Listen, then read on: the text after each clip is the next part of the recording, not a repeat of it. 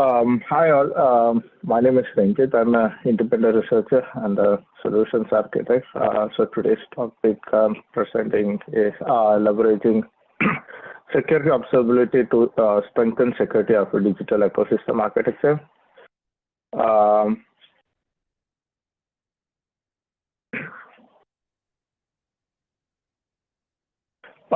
Agenda overview of digital ecosystem architecture, complexity of ecosystem architecture, observability in ecosystem architecture. So we'll explain like what's the difference between monitoring versus observability. Then use of metrics, tracing, logging, and other tools that we use for observability. Then security and digital ecosystem architecture. Then security observability, like how you can do enhance the security using observability. Then application of ML and AI. What are the challenges of this research, of this methodology? Future scope, references, and questions. So digital system ecosystem architecture, it does like in a digital ecosystem architecture, systems, technologies, services, and processes, they try to create a cohesive, self-sustaining digital environment. These ecosystems support organizations in their digital transformation by enabling scalable innovations, seamless collaboration, and efficient exchange of data. So they are designed to foster collaboration both internally and externally of enterprises. So the complexity of digital ecosystem architecture has increased over the years. So with the boom in the digital landscape, with mobile applications becoming more popular, enterprises are like the ecosystem architecture of enterprise is expanding. Sorry. So which includes like multiple integrations between different systems like interconnector systems, services, platforms, third-party systems. And with this expanded ecosystem architecture or the enterprise architecture, it has become very complex to start monitoring, integrating, and securing this ecosystem components. So it may be like internal systems outside the enterprise where enterprises interact to have a specific functionality. So it's kind of like the architecture of enterprises are growing, and monitoring, integrating, and securing has become a challenge. So observability in digital ecosystem architecture, it's the process of gaining insights into the state of the system by analyzing logs, matrices, and traces.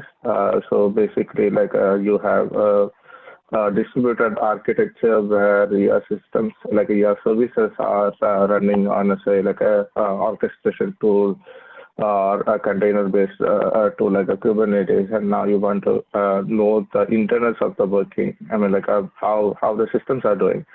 So you do that using the observability pattern by collecting logs, matrices, and traces. It's this is crucial for because of the complexity of this. It's crucial for maintaining the reliability, performance, and security of the digital system architecture. So this enables real-time detection of issues, analysis of root causes, and ongoing optimization. So observability is something which came into picture in the recent years, like maybe 7 to 8 years. Before that, we have been having monitoring. So monitoring is basically like the process of collecting, processing, analyzing predefined metrics from systems and tracking the health and performance of it. So usually it has been like, okay, the CPU usage is spiking, there are shortages in the memory, and that's how the monitoring used to be. Now, with the advent of observability and the tools associated, you collect the logs, matrices, and traces, and you study the internal state of the system. The system will be complex, but using these three attributes that you collect, you try to understand the internal working of the system and judge the health of the system by diagnosis all the internals of the by collecting the logs, matrices, and traces. So give me a minute. Sorry.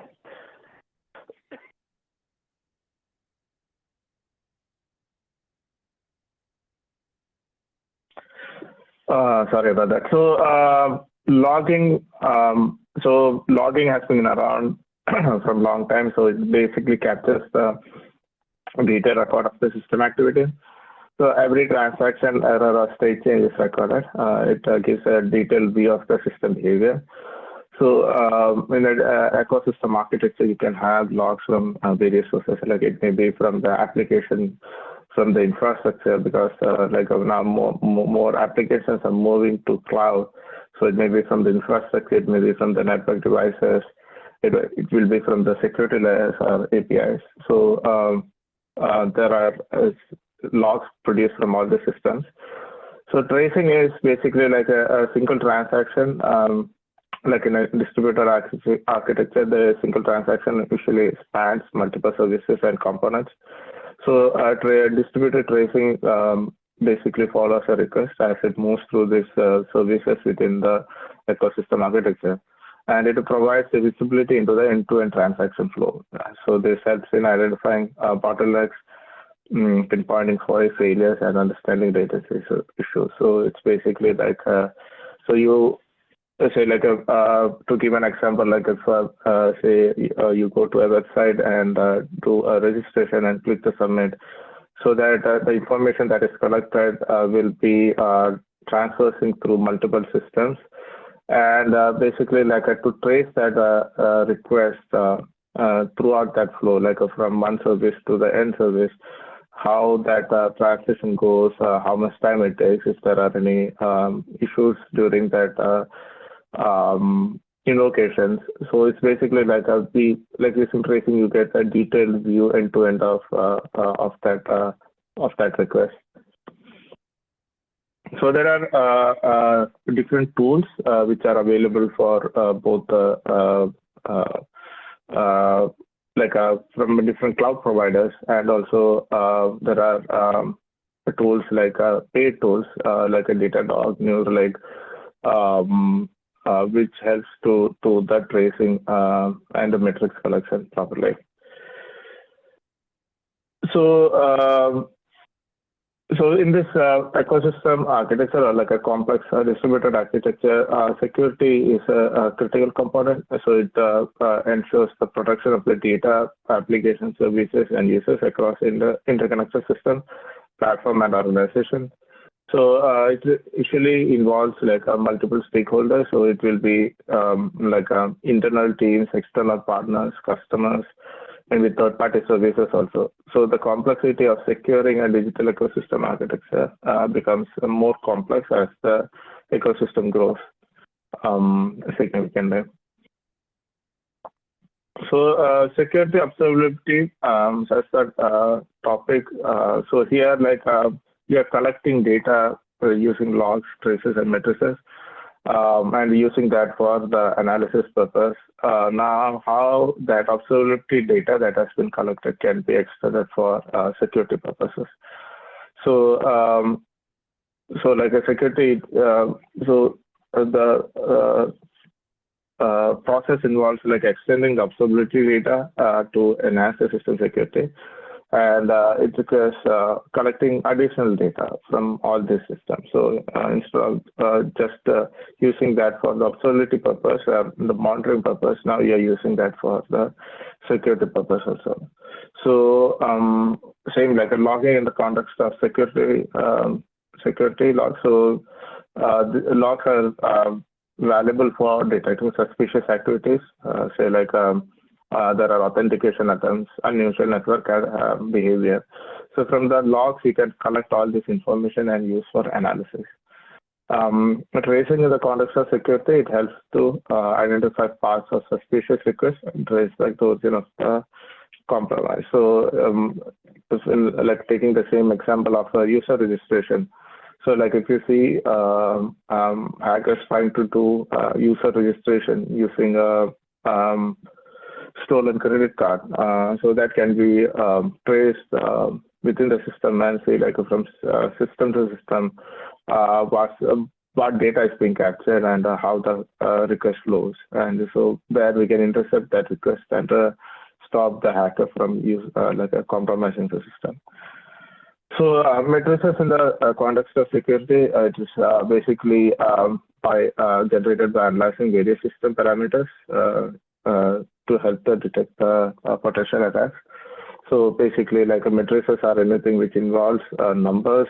So like you have a spike in the CPU usage, you have one service which is having high memory, you see API getting a lot of requests. So those are matrices which we can use to identify that there is a attack going on or a security breach happening, and you can use those numbers to detect and analyze the root cause of the security incident.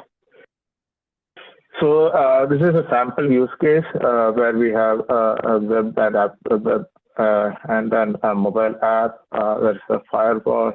There's an API gateway which gets this all the requests like this typical distributed architecture where applications are hosted in the cloud, and there are observability tools which collect this data and use that for analysis. So from a web and app layer, like you'll collect logs, traces, and matrices from the web layer and the app layer to identify any security-related issues. So moving to the firewall, like a firewall also, like it is the first system that takes the request from the external world if it is an internet-facing application, and for an intranet, it may be a different internal firewall. As a request comes in, so the firewall will have all the trace of the request, like its origin, the IP address, all the user agent information. So using that, you can collect that data and analyze that data for any security threat. So that's like you are collecting the observability data to make sure that the firewall as a system is looking good, but using the extra data that you are capturing as part of the firewall as a system can be used for the security purpose also. Next comes the API gateway. So API usually like there will be multiple variations of the API. So it can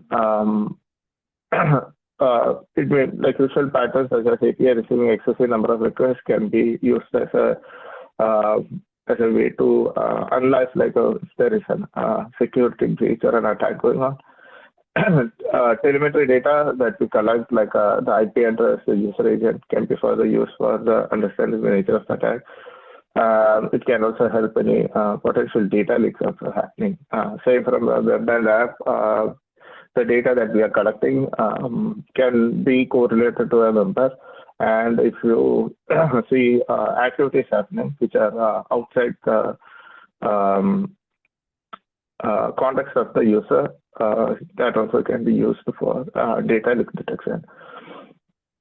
So at the API gateway level, we can take different measures like a rate limiting to reduce the impact, and additional matrices like on the error rates, like a 400 errors, 500 errors can be used to monitor the errors from the API gateway. Then comes the application and cloud services. So applications which are hosted in cloud, they produce a lot of logs. It also produces traces and matrices. So that data can also be used for identifying any patterns related to the security breaches. Same with the cloud, like in all these applications is hosted in cloud or in on-prem, produce a lot of logs and matrices. So that can be also used for tracing the data, like tracing the errors, analyzing the data, and stopping the security breach if it is a data leak or if it is a security attack from worsening. So another sample use case, this is based on the research done by different researchers. So observability data, it has found effective in detecting attack patterns in IoT environments.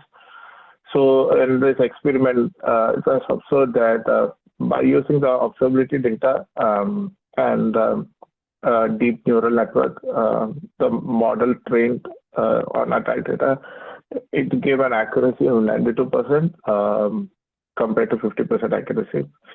So, which is kind of like you are using this extra, like that data that you are already collecting as part of the observability for the security enhancement, and using that for detecting any attacks or stopping the attack. In the cloud environment, you can support like a cloud governance, particularly for the security auditing. So different cloud services, like as they are also distributed systems, they collect a lot of, they produce a lot of logs and matrices and also traces. So basically in this study, logs were collected and put it into a system called a security hub, and different analysis was done on that, and they used that. It was used for identifying security issues, thereby doing an audit on the cloud system. And based on the output, it was sent to different SNS topics for letting the users know about the security incidents. So, like as I mentioned in the last slide, so observability data, along with collecting extra telemetry for security purposes, can be used for further studies. So that data can be fed to machine learning models and can detect detect security attacks better. So the matrices, traces, and data collected, like when further analyzed using machine learning models, can detect anomaly detections. It can be used for time series forecasting, failure predictions, and security modeling. So this has led to significant empirical improvements with the companies reporting incident detection rates as high as 60 to 70%. And this because the main advantages for the users, like it reduces the impact to the end customers. So,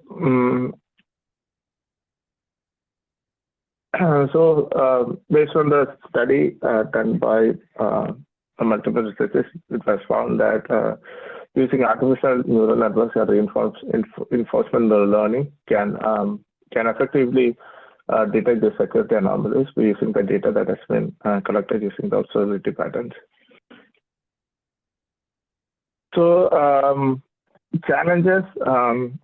So these are complex systems. It creates a lot of logs. It creates a lot of matrices and traces. So as application grows and your architecture becomes increasingly complex, if you are implementing the security practices, it is important to know the overall architecture and overall functioning of the system. Like if you put or collect the security telemetry from a system which you don't know much, it can lead to false positives. So it's always good to have better understanding of the system. So as the size of the system grows, it becomes challenging to implement this security mechanisms. Another challenge is the amount of data. So these applications produce a vast amount of data, and like as I mentioned in the previous slide, this needs to be fed into different systems which runs machine learning models and produces the output. So this produces a lot of data, requires a lot of data. So analysis of the data becomes a challenge, and with the better data, better quality of data, you can get a higher accuracy from models. But still, considering the vast amount of data the systems are generating, it becomes challenging to manage the data, store the data securely, and process the data. The future scope, so security observability should be built into the monitoring systems. Like now, most of the systems which are used for observability are not designed for security observability. In the sense, like if you take all the commercial products, off-the-shelf products, they are mainly designed for observability patterns, but those products needs to be enhanced for security observability also. It will help to reduce the security incidents to a great extent. And further study is required in the machine learning and artificial intelligence fields to design more sophisticated and powerful systems which can analyze this data and prevent security attacks. So these are my references.